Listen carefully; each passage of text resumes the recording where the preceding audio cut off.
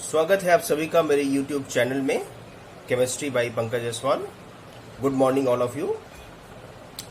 आज हम लोग अपने परमाणु संरचना के पाठ में, परमाणु संरचना चैप्टर में, पिछली क्लास तक हमने डी ब्रोगली समीकरण तक पढ़ा था। डी ब्रोगली समीकरण पे हमने बहुत सारे क्वेश्चन भी सॉल्व किए थे और कई सारे क्वेश्चन आपको करने के लिए भी दिया था। आशा है आप लोगों ने अच्छे से कर लिया होगा।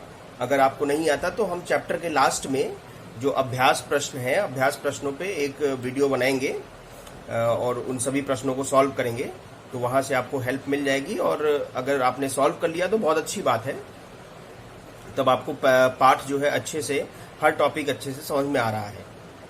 और अगर कभी इसके अलावा भी अगर आपको कोई समस्या आ रही हो तो आप YouTube के मेरे चैनल पे मैं कमेंट बॉक्स में जाके कमेंट कर सकते हैं। मैं वहां पे उस समस्या का समाधान करूंगा। तो तरंग प्रकृति की जब बात हुई इलेक्ट्रॉन की, तो इलेक्ट्रॉन के तरंग प्रकृति की बात प्रूफ की डी ब्रोगली ने बताया पहली बार कि जो है इलेक्ट्रॉन द्वैत प्रकृति प्रदर्शित करता है। जैसे प्रकाश द्वैत प्रकृति प्रदर्शित करता है, वैसे ही इलेक्ट्रॉन भी डुअल नेचर यानी द्वैत प्रकृति प्रदर्शित करता है। और वो द्वैत प्रकृति है, एक तो कणिका प्रकृति जो हम जानते हैं, हम लोग बोर के परमाणु मॉडल से, उसके पहले के परमाणु मॉडल में सब में पढ़ते आ रहे हैं कि इलेक्ट्रॉन कण है, तो इलेक्ट्रॉन की कणिका प्रवृत्ति तो स्पष्ट है, जाहिर है। लेकिन जो डी ब्रोगली थे, उन्होंने पहली बार बताया कि इलेक्ट्रॉन तरंग गति भी प्रदर्शित करता है। वास्तव में इलेक्ट्रॉन तरंग गति करता ही है, कण है लेकिन तरंग की तरह गति करता है। और नाभिक के चारों ओर जब वो घूमता है तो वो तरंग गति करता हुआ घूमता है। अब वो कैसे घूमता है, और सर्कुलर पाथ पे घूमता है कि इलिप्टिकल पाथ पर दीर्घवृत्तीय कक्षा में घूमता है, ये सब बात की हैं। ये सब बातें हम अगले सेक्शन में पढ़ेंगे। तो फिलहाल ये स्पष्ट हो गया था कि इलेक्ट्रॉन जो है वो तरंग गति से घूमता है, तरंग प्रकृति प्रदर्शित करता है। तो तरंग प्रकृति, जब कोई तरंग नेचर प्रदर्शित करता है, जब कोई तरंग स्पेस में प्रोपेगेट करती है, विचरण करती है, तो हम किसी भी क्षण, किसी भी समय पर गति करते हुए तरंग की अगर सोचें कि हम एग्जैक्ट उसकी स्थिति का पता लगा लें और एग्जैक्ट उसके संवेग का पता लगा लें या वेग का पता लगा लें, तो ये चीज संभव नहीं है। यानी दोनों चीजों का एक साथ एक्यूरेसी के साथ, यथार्थता के साथ कैलकुलेशन संभव नहीं है। किन दो चीजों का? तरंग की स्थिति और तरंग के वेग या संवेग कह लें या वेग कह लें, संवेग वेग पर ही निर्भर करता है।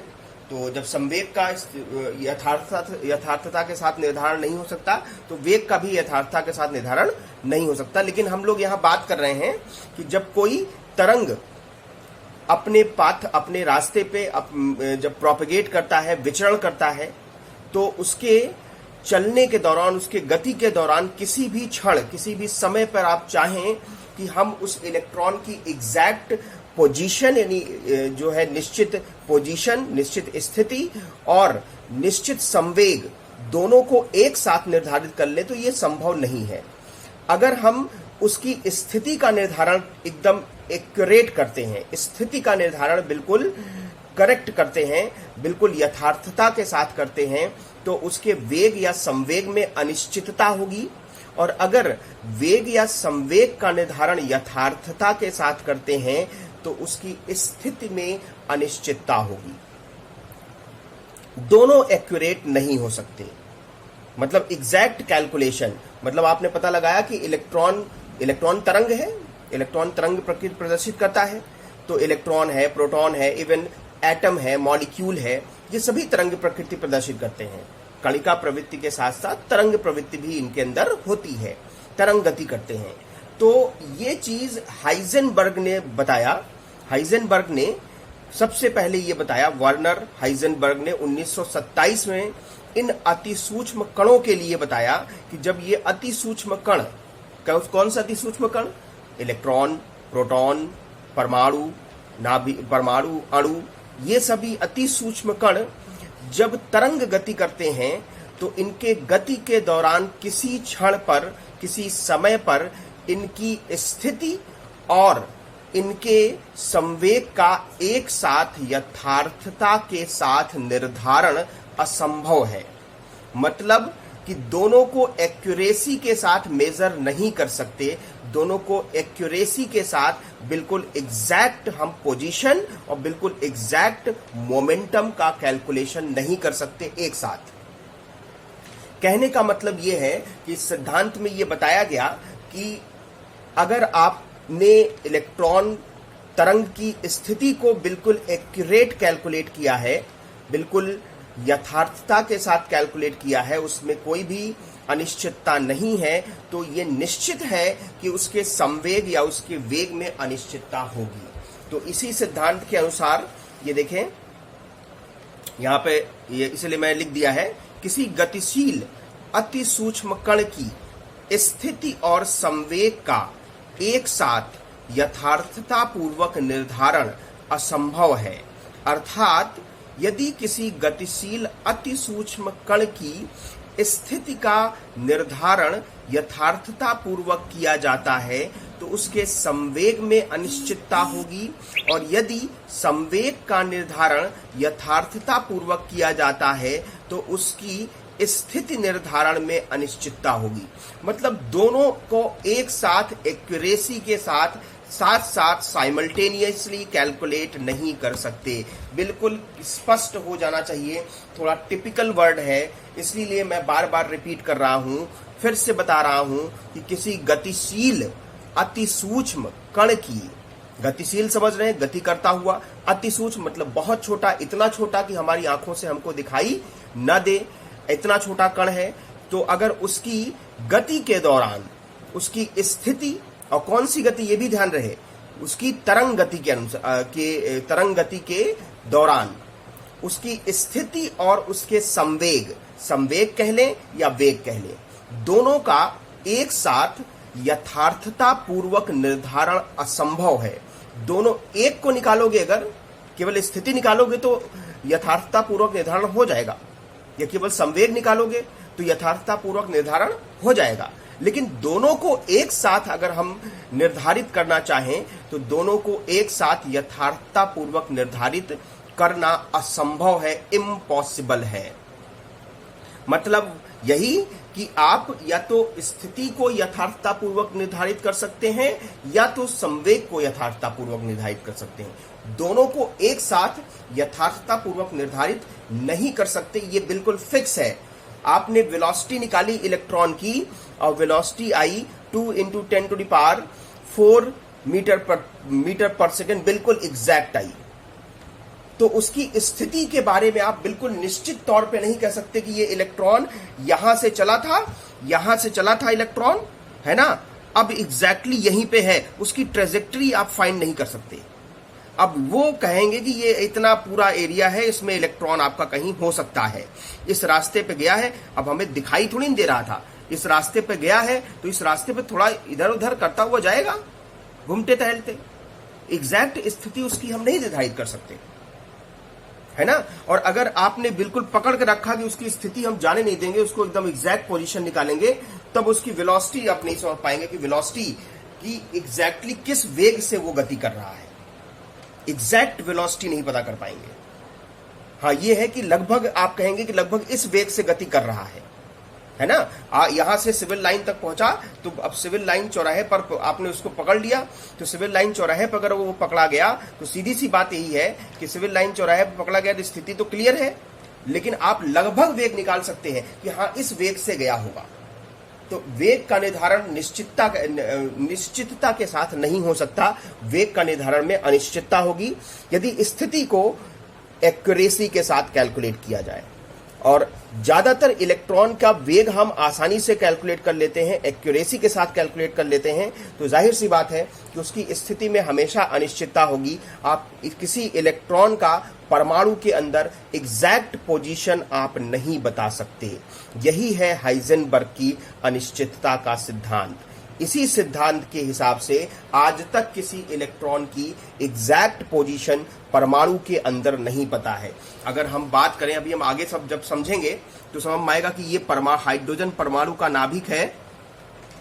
अब इसमें एक इलेक्ट्रॉन है, तो एक इलेक्ट्रॉन के बारे में ये कहा जा सकता है कि उसके पाए जाने की प्रायिकता जो है वो नाभिक के पास बहुत ज्यादा होगी। तो नाभिक के आसपास का एरिया, आसपास का क्लाउड इलेक्ट्रॉन का बहुत डेंस होगा, लेकिन जैसे ही दूर की तरफ चलते जाएंगे, है ना, ये डेंसिटी घटती जाएगी और इलेक्ट्रॉन के फाइंडिंग की प्रोबेबिलिटी कम होती जाएगी।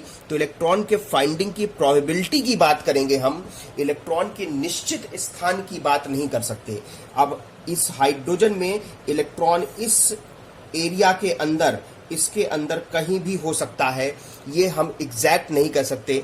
पास का क्लाउड इसलिए डेंस है क्योंकि एक ही इलेक्ट्रॉन है, और एक इलेक्ट्रॉन हम जानते हैं पहले कोश में होता है, और पहला कोश नाभिक के बहुत पास होता है, तो इसलिए पास का रीजन पास का क्लाउड काफी डेंस है, इसीलिए वहां पे इलेक्ट्रॉन के पाए जाने की प्रायिकता सर्वाधिक है। और जैसे जैसे नाभिक से दूर जाएंगे इलेक्ट्रॉन के पाए जाने की प्रायिकता सब कम होती जाएगी। इसे कहते हैं इलेक्ट्रॉन घनत्व।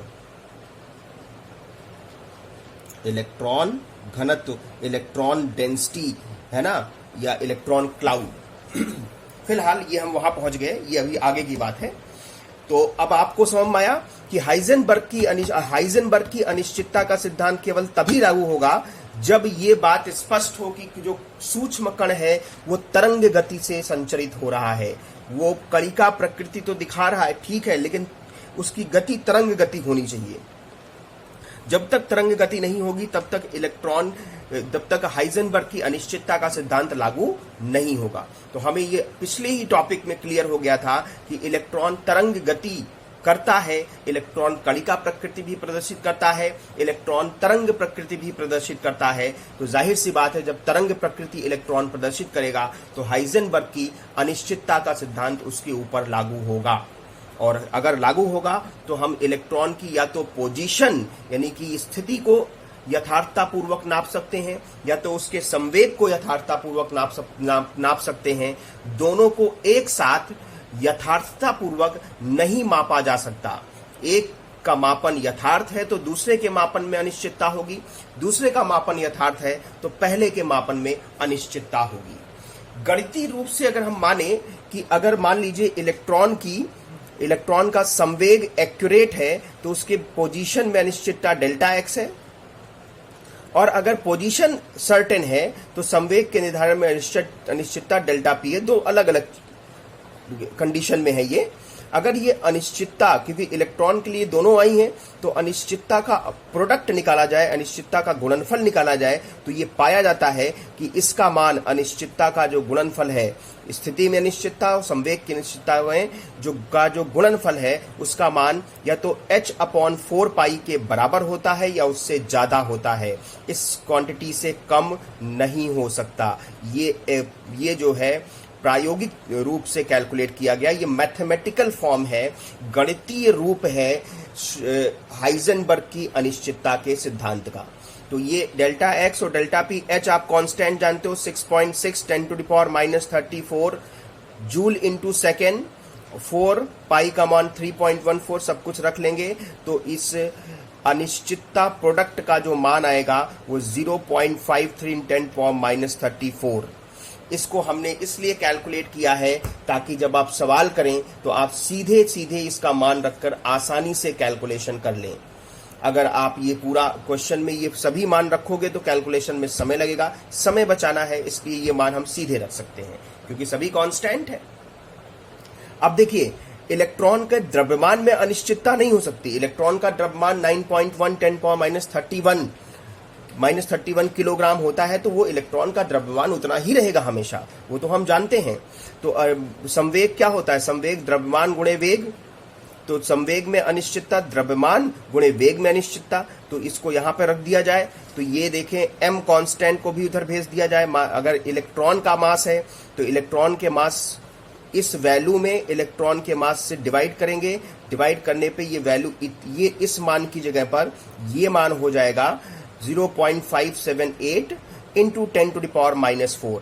ये ध्यान रखिएगा, ये delta x into delta P का मान है और ये delta x into delta we का मान है, यानी इसमें द्रव्यमान इंक्लूड नहीं है, इसमें द्रव्यमान इंक्लूड है। तो ये दो फॉर्म है, गणितीय रूप है हाइजेनबर्ग की अनिश्चितता के सिद्धांत के। मेरे ख्याल से सबको समझ में आ गया होगा। आइए अब इसके कुछ क्वेश्चंस पे चलते हैं, कुछ सवाल लेते हैं तो और समझ में आएगा। जैसे ये सामने एक क्वेश्चन है आपके, एक सवाल हमने आपको सामने दिया है। एक गोल्फ की गेंद का द्रव्यमान 40 ग्राम तथा गति 45 मीटर प्रति सेकंड है। गोल्फ की गेंद है, द्रव्यमान है, मास है 40 ग्राम और गति है 45 मीटर प्रति सेकंड। अब ध्यान रखिएगा, पूरा फॉर्मूला रख के सॉल्व करना पड़ेगा, क्योंकि हमने जो कैलकुलेशन पीछे दिखाया था आपको, ये हमने जो कैलकुलेट कर दिया था, ये मान और ये मान निकाला था, ये हमने इलेक्ट्रॉन के लिए निकाला था। तो h/4π अगर रखना है तो इतना ही आएगा, लेकिन द्रव्यमान अब इलेक्ट्रॉन का नहीं, हम गोल्फ की गेंद की बात कर रहे हैं, तो द्रव्यमान भी बदल गया, वेग भी बदल गया, तो अब हमें द्रव्यमान को अलग रखना पड़ेगा। तो गोल्फ की गेंद का द्रव्यमान 40 ग्राम और गति 45 मीटर प्रति सेकंड है। यदि गति को 2% यथार्थता के अंदर मापा जा सकता है, 2% यथार्थता के अंदर मापा जा सकता है, किसको? गति को। तो स्थिति में अनिश्चितता की गणना करें। तो गति कितनी है? ये द्रव्यमान है 40 ग्राम, तो 40 इंटू 10⁻³ किलोग्राम। वेग है इसका 45 मीटर प्रति सेकेंड, लेकिन इसको ये एग्जैक्ट वेग है, मापन में इसको 2% ही यथार्थता होती है, तो अनिश्चितता होगी 45 का 2%, यानी कि 0.9 मीटर प्रति सेकेंड। डेल्टा एक्स निकालना है, तो जाहिर सी बात है वेग में अनिश्चितता दिया है, पोजीशन में अनिश्चितता निकालनी है, तो delta x into delta V greater than और इक्वल टू h/4πm। चाहे तो h/4π की वैल्यू आप सीधे रख दें 0.53 10⁻34 और m से डिवाइड कर दें, चाहे तो जैसे मैंने किया है पूरा सॉल्व कर लें। h का मान 6.6 10⁻34, 4 का मान 4, पाई का मान 3.14, द्रव्यमान 4 इंटू 10⁻³ है, 40 इंटू 10⁻³ है, तो 4 इंटू 10⁻² हो जाएगा। इसको सॉल्व किया तो 0.13 इंटू 10⁻32 आया, तो ये आ गया delta x into delta we. आपको डेल्टा एक्स चाहिए, डेल्टा वी तो हमें पता है 0.9, तो 0.9 से डिवाइड कर दिया, तो स्थिति में जो अनिश्चितता आई वो 1.46 इंटू 10⁻33 मीटर। देखिए बहुत कम है 10⁻33 मीटर। क्यों? क्योंकि गोल्फ की गेंद है, भारी है तो तरंग गति प्रदर्शित नहीं कर पाएगा, इसीलिए अनिश्चितता का मान, स्थिति में अनिश्चितता का मान लगभग नगण्य है, क्योंकि ये तरंग गति प्रदर्शित नहीं करता, इसलिए हाइजेनबर्ग की अनिश्चितता के सिद्धांत से ये इत्तेफाक नहीं रखेगा। अगला प्रश्न लेते हैं। अगले प्रश्न में देखें, एक सूक्ष्मदर्शी उपयुक्त फोटोन का उपयोग करके किसी परमाणु में इलेक्ट्रॉन को 0.1 एंगस्ट्रॉम की दूरी के अंतर्गत उसकी स्थिति जानने के लिए प्रयुक्त होता है। तो इस दूरी के अंदर स्थिति जानने के लिए प्रयुक्त होगा, तो ये स्थिति में अनिश्चितता होगी, सर्टेन नहीं है। इस दूरी के अंदर उसकी स्थिति मापने की कोशिश हो रही है, तो इस दूरी के अंदर मापने की कोशिश हो रही है, तो इस दूरी एग्जैक्ट नहीं कि इलेक्ट्रॉन इतनी ही दूरी पर होगा, इस दूरी के अंदर कहीं भी हो सकता है, तो ये स्थिति में अनिश्चितता है। तो 0.1 एंगस्ट्रॉम मतलब 0.1 10⁻10 मीटर, ये स्थिति में अनिश्चितता है, तो इसके वेग में अंतर्निहित अनिश्चितता क्या होगी? तो वेग में अनिश्चितता निकालते हैं, चलें। मास, इलेक्ट्रॉन की बात हो रही तो मास ठीक है, h का मान ठीक है, चाहे तो आप पूरी वैल्यू रखें और चाहे तो आप, हमने जो सॉल्व करके ये दिखाया था 0.578 h/4πm का मान हमने सीधे रख दिया 10⁻⁴, है ना। वेग में अनिश्चितता निकालनी है, तो डेल्टा एक्स को उधर भेज दें, तो डेल्टा एक्स से डिवाइड हो जाएगा और डेल्टा एक्स का मान 0.1 × 10⁻10। तो इसको सॉल्व कर लिए, 10⁻11 हो गया, ऊपर जाएगा +11, 4 कम हो गया, तो 0.578 -11 है, ऊपर गया +11, है ना, और 11 में से 4 निकाला, 11 में से 4 निकाला तो कितना बचा? 7 बचा, तो 10⁻7। ठीक है।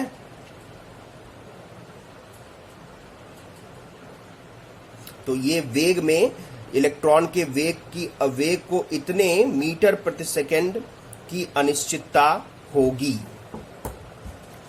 चलिए एक और सवाल लेते हैं, इसको भी समझने की कोशिश करिए। ये एनसीईआरटी बुक का क्वेश्चन है, थोड़ा सा इनकरेक्ट था तो हमने इसको करेक्ट किया है। यदि एक इलेक्ट्रॉन की स्थिति को प्लस माइनस 0.002 नैनोमीटर की शुद्धता से मापा जाता है तो इलेक्ट्रॉन के संवेग में अनिश्चितता की गणना करिए। मतलब स्थिति में अनिश्चितता जो है 0.002 नैनोमीटर की है, तो संवेग में अनिश्चितता निकालना है। सवाल को आगे भी पूछा गया है, यदि इलेक्ट्रॉन का संवेग मतलब वास्तविक संवेग h/4π 0.05 नैनोमीटर है तो क्या इस मान को निकालने में कोई कठिनाई होगी? मतलब संवेग में अनिश्चितता के मान को निकालने में कोई कठिनाई होगी? इलेक्ट्रॉन का संवेग कैलकुलेट करने में कोई दिक्कत तो नहीं आएगी? तो पहले संवेग में अनिश्चितता का मान निकाल लें। स्थिति में अनिश्चितता 0.002 नैनोमीटर है, तो इसको मीटर में बदल लिया, 10⁻⁹ होगा, लेकिन यहाँ 2 लिख दिया इसलिए 10⁻12 हो गया। तो स्थिति में अनिश्चितता h/4π डेल्टा x, h/4π का मान रख दिया 0.53 10⁻34 और डेल्टा x का मान रख दिया, डिवाइड कर लिया, यह है 2.65 इंटू 10⁻23। ये संवेग में अनिश्चितता का मान है, संवेग में अनिश्चितता का मान है। अब इलेक्ट्रॉन का संवेग दिया है h/4π इंटू 0.05 नैनोमीटर, तो इलेक्ट्रॉन का संवेग h/4π का मान रखा और इससे इतने नैनोमीटर को मीटर में बदला, भाग दे दिया, तो ये आया 0.106 इंटू 10⁻23। ये इलेक्ट्रॉन का वास्तविक संवेग है। अब इस वास्तविक संवेग में संवेग की अनिश्चितता से मैच करिए, कौन ज्यादा है बताइए? संवेग में अनिश्चितता ज्यादा है, वास्तविक संवेग कम है, तो कैसे माप सकते हैं? मापने में बहुत दिक्कत आएगी। बिल्कुल इस संवेग को मापने में कठिनाई होगी, क्योंकि संवेग में अनिश्चितता का मान इलेक्ट्रॉन के वास्तविक संवेग से कम है। संवेग में अनिश्चितता का मान इलेक्ट्रॉन के वास्तविक संवेग से अधिक है। अगर इलेक्ट्रॉन का संवेग ज्यादा होता, वास्तविक संवेग कम होता, तो इस संवेग को हम आसानी से माप सकते थे। दूसरा एक सवाल यहाँ पे मैंने सॉल्व किया है, लेकिन आपको सॉल्यूशन नहीं देखना है, ये आपको खुद सॉल्व करने की कोशिश करनी है। बहुत ध्यान से समझिएगा। एक इलेक्ट्रॉन 600 मीटर प्रति सेकंड के वेग से गति कर रहा है। इलेक्ट्रॉन का वेग है 600 मीटर प्रति सेकंड। ये इलेक्ट्रॉन का वेग है, मेरी बात ध्यान से समझिएगा, मतलब एग्जैक्ट वेलोसिटी है। यदि वेग को 0.005% यथार्थता के अंदर मापा जा सकता है, मतलब कि 600 मीटर प्रति सेकंड वेग तो है, लेकिन इसका मापन इतने परसेंट यथार्थता के साथ ही हो सकता है।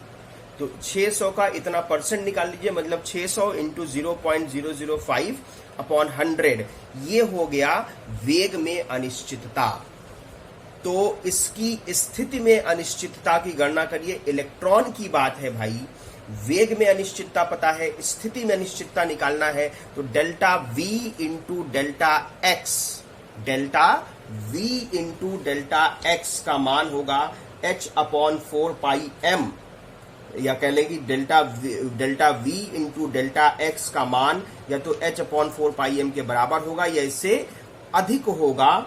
और इस वजह से h/4πm इलेक्ट्रॉन है, इलेक्ट्रॉन का मास भी निश्चित है, तो 0.578 इंटू 10⁻⁻4 होगा। तो डेल्टा V आपको पता है, डेल्टा एक्स निकालना है, तो डेल्टा एक्स का मान 0.578 इंटू 10⁻⁴ अपॉन डेल्टा V होगा। और डेल्टा V आपने निकाला है 600 गुणे 0.005 अपॉन 100। तो मेरे ख्याल से समझ में आ गया होगा। इस क्वेश्चन को करने का प्रयास कीजिए। ये हो गया हाइजेनबर्ग की अनिश्चितता का सिद्धांत। मेरे ख्याल से सबको अच्छे समझ में आ गया होगा।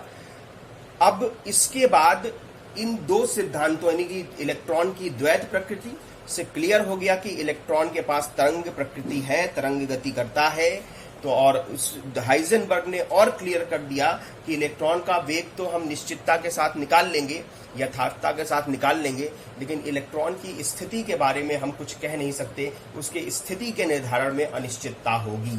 तो इस चीज को हाइजेनबर्ग के सिद्धांत को मानते हुए इरविन श्रोडिंगर ने एक नया मॉडल प्रस्तुत किया, एक नया जो है परमाणु मॉडल प्रस्तुत किया। लेकिन उन्होंने क्या बातें बताई, एक समीकरण भी दिया जो सभी समस्या का समाधान कर सकता है। तो इसी समीकरण से उन्होंने बहुत सारी चीजें, जैसे आपने सुना होगा ऑर्बिटल के बारे में, आपने सुना होगा क्वांटम संख्याओं के बारे में, तो इन सब चीजों का मान उसी समीकरण से उन्होंने कैलकुलेट किया, सारी समस्या को सॉल्व कर दिया, है ना। हालांकि ये जितना आसानी से मैं कह रहा हूं उतनी आसान बात नहीं है, इसके लिए पूरा क्वांटम मैकेनिक्स पढ़ना पड़ता है, क्वांटम केमिस्ट्री पढ़ना पड़ता है, और वो सब हमें नहीं समझ में आएगा भी। इसीलिए मैं आपको थोड़ा सा एक जनरल आइडिया दे दूंगा श्रोडिंगर वेव समीकरण का, श्रोडिंगर तरंग समीकरण का, और उसके बारे में जनरल सा आइडिया देकर मैं सीधे ऑर्बिटल के बारे में आपको बताऊंगा और आगे की बातें बताऊंगा। तो आगे परमाणु संरचना में यही सब चीजें हैं, तो हम उसको अगली क्लास में डिस्कस करेंगे। तब तक के लिए आप सभी लोग इस सवाल को करें और ध्यान से पढ़ें, है ना, और जो भी समस्या हो मुझे कमेंट बॉक्स में जरूर बताएं। धन्यवाद।